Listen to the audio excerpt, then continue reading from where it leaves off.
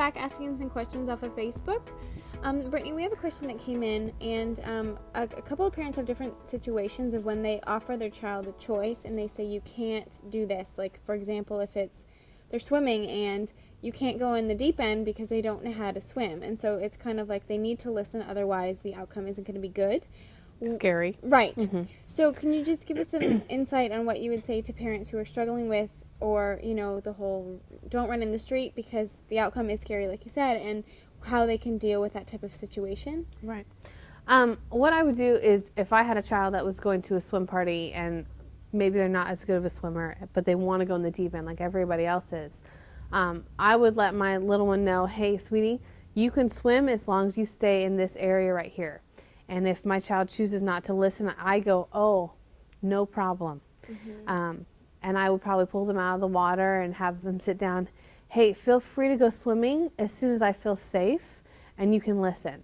Because I don't feel very safe with you going in the deep end. Right. And that's why I told you to stay in the shallow end, right, because it's not safe. So I would use the feel free to as soon as. Okay. Feel free to go swimming as soon as I can feel safe that you're going to listen. Okay. And same thing with running in the street. I had a friend that their little 3 or 4 year old, she would, as soon as the van door opened, she's trying to run through the parking lot. Right. Which is not a safe thing to do at all.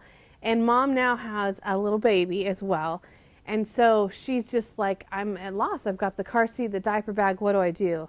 So I suggested to her that before that van door gets open, she meets her little 3, 4 year old and says, hey, would you like to hold my hand or would you like to hold the diaper bag? You choose or I choose. Because her just being able to walk through the parking lot is no longer an option because she won't listen. Mm-hmm. She feels like she's more than capable of keeping herself safe from those moving vehicles. Right. And normally it was on the way to preschool or something like that. So I would just say, Mom, you need to come up with a solution to where maybe dad stays home with the baby or someone else takes the little one, so that her only option is, you want to hold this hand or this hand. Right. I've got 2, so here's 2 options for you. Right. But I don't feel safe, so feel free to get out of the car or feel free to go to school or feel free to come out and have ice cream with us as soon as you're holding my hand. Okay, great. Something like that. Yeah, that's wonderful. Thanks, Brittney.